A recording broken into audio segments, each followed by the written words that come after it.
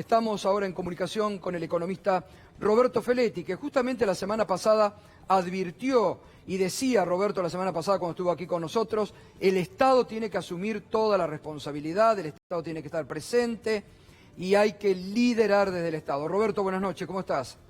Buenas noches, ¿cómo estás, Gustavo? Afortunadamente el presidente está asumiendo un liderazgo progresivo en línea con que el Estado garantice un piso de ciudadanía y de protección. Lo que estamos viendo acá es que garantiza la vivienda, ya sea por el congelamiento de cuotas de créditos hipotecarios o por los alquileres, garantiza la alimentación, garantiza los servicios públicos básicos, agua y energía. Es decir, va construyendo, imperceptiblemente se está construyendo un estado de bienestar de nuevo tipo y orgullosamente la Argentina está a la cabeza de esta transformación.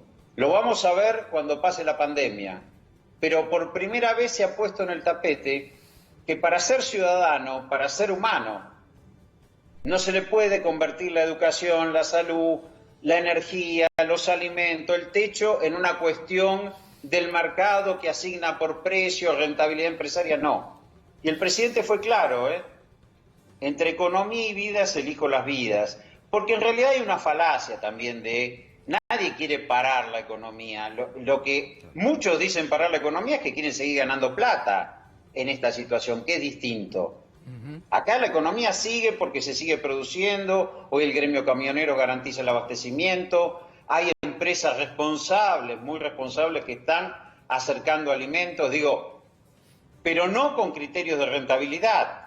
Y por primera vez se habla de ciudadanía y de derecho uniforme, más allá de la condición laboral que se tenga.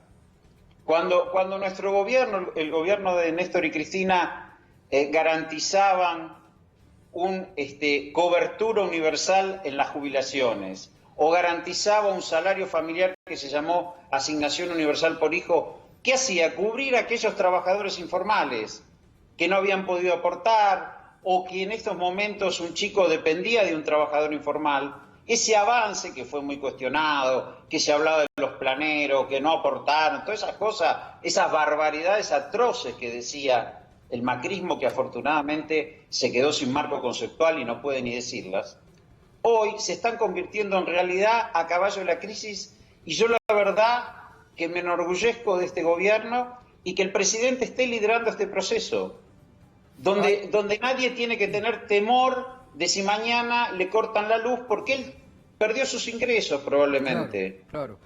Roberto, entonces, esto es muy importante lo que vos estás diciendo y la línea que venías fundamentando de la semana pasada. Vos fijaste el delirio, porque es un delirio de Trump, de Boris Johnson, de Bolsonaro, que públicamente están expresando: no podemos parar la economía, tenemos que seguir produciendo, no nos importan los muertos. La rebelión que se está produciendo ahora en Brasil por parte de los gobernadores que desconocen la autoridad de este ignorante que han elegido de presidente. Fíjate a qué punto llevan esta discusión, que les importa un bledo la muerte de personas. Bueno, pero que eso es el neoliberal, eso es, se prioriza la asignación de recursos en una economía, alguien asigna los recursos. Claro. O lo hace el Estado con criterios de redistribución social, como está pasando hoy, o lo hace el mercado con criterios de rentabilidad. No es que no debe haber rentabilidad, pero ¿cuál es el medio? En una crisis como esta, donde hay que mantener las personas en su casa, lo han dicho todos los sanitaristas, empezando por Ginés, la mejor vacuna es aislarse. No se puede pensar que se van a asignar recursos conforme la ganancia que puedo llegar a tener o no. En realidad, cuando Bolsonaro, Trump, Boris Johnson hablan de no parar la economía, es no parar el mecanismo de acumulación de ganancias. Y si en ese marco los trabajadores van y entregan sus vidas porque se contagian o sufren igual, porque aunque no mueran, se sufre la epidemia, no importa, porque se vuelven un insumo descartable. Bueno, esto es lo que se ha roto. ¿Sí? Y afortunadamente la Argentina lo ha roto. Y además, como decía hoy el presidente Roberto, creo que vos recién lo mencionabas, muchachos, les toca ganar menos, ganen menos.